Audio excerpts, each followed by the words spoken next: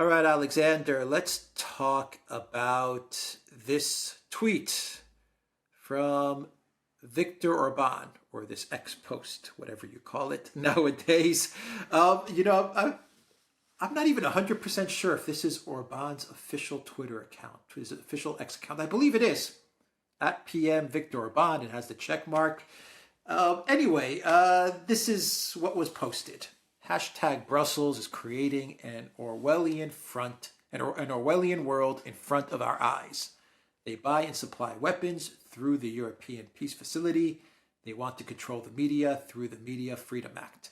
We didn't fight the communists to end up in 1984. Your thoughts? Well, I mean, this is an astonishing comment, and if it really is by Orban, and I believe it is, by the way.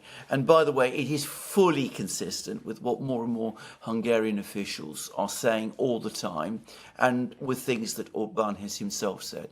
Anyway, this is going to really infuriate the people in Brussels and in the EU leadership. And the reason it's going to make them very, very angry is because, of course, it's true.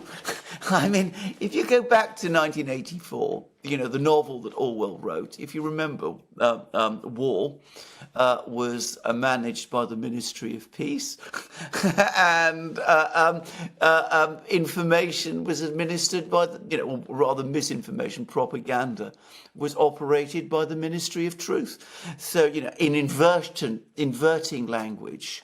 And Orban is pointing out in this tweet, or whatever you call it nowadays, he's pointing out that that's exactly what the European Union is now doing, that they are, in effect, turning language round. They're giving it different meanings from those that everybody knew. So war is peace,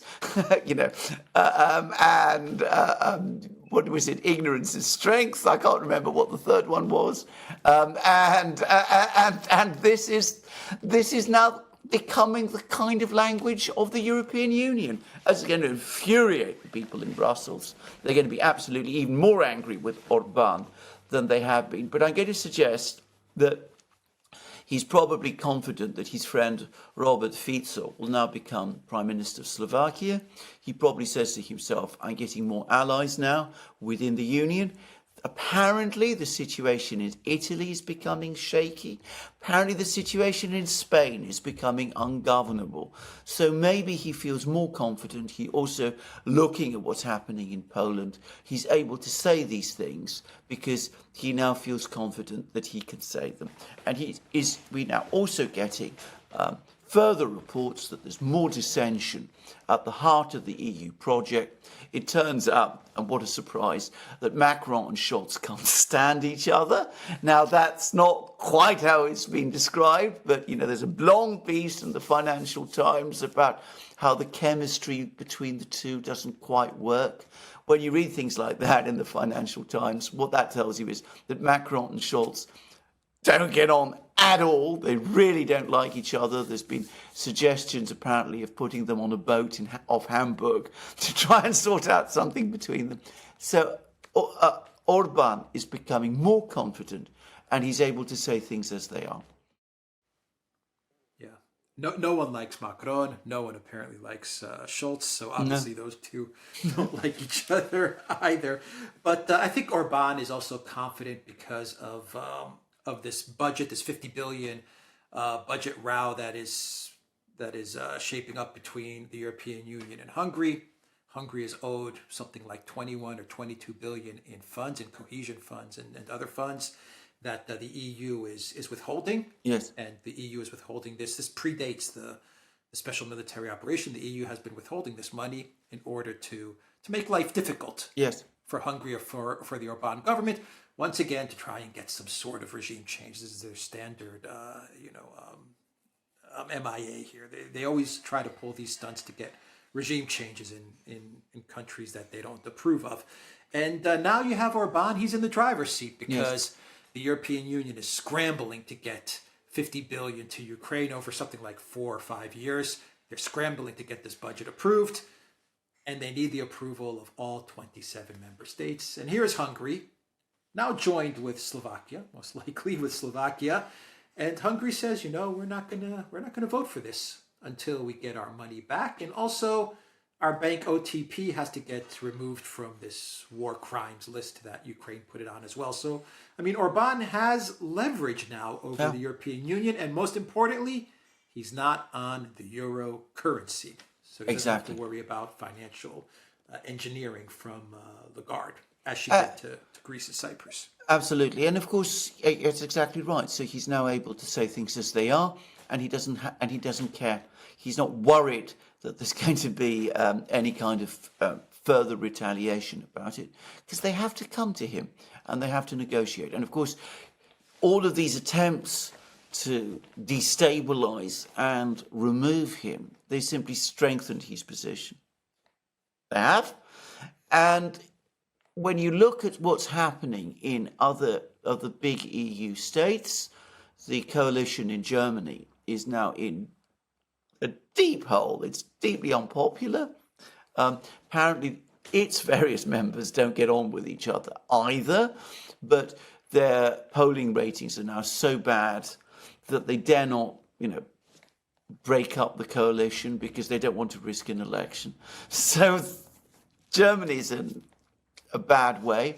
Macron, I think most people can see, he's fading out, and increasingly it's looking as if Le Pen, who probably will have a favourable view of Orban, is getting stronger, and the situation in Spain is a total mess. It's becoming increasingly clear that the parliament is now completely divided. There's no way that Sanchez, who's trying now to form a government, can do so without getting into coalition with, nationalist or semi-secessionist parties, or indeed outright secessionist parties in Catalonia and the Basque Country. That will put him in a difficult position because that's most unpopular with most people in Spain. So the whole thing is now looking increasingly fragile, and Orban is now able to say this is what the situation in the EU is. But we can analyse all of that, but let's not overlook the seriousness and importance and truth of what he is saying. This tweet, which I presume was by him, its implications for Europe are terrible. It tells you, and nobody's denying the accuracy of the comment that's being made here. Notice that. Nobody's denying it. And the reality of it is that we are in an Orwellian structure.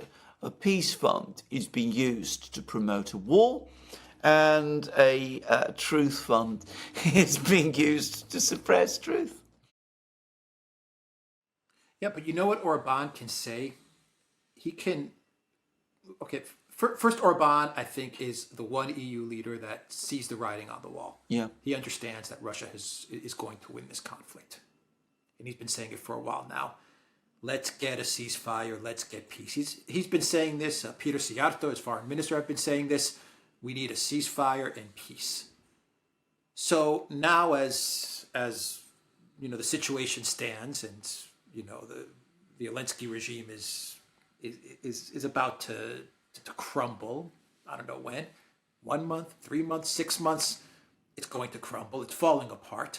The support for Ukraine is falling apart.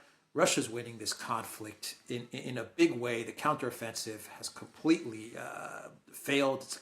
It's a bigger catastrophe than anyone could have ever imagined. Orban can now go to Europe, and he can say, you have been lying to the people for the last year and a half. Yes. I've been saying the truth. Yes. I've been calling for peace. I've been saying it as it is. You can't defeat Russia. I think he told Tucker Carlson in an interview that he had with Tucker in Budapest like a month ago. He said, Ukraine, he was pretty plain about it. Ukraine can't win. You can't beat Russia. Europe can't beat Russia. He was like, it's not going to happen.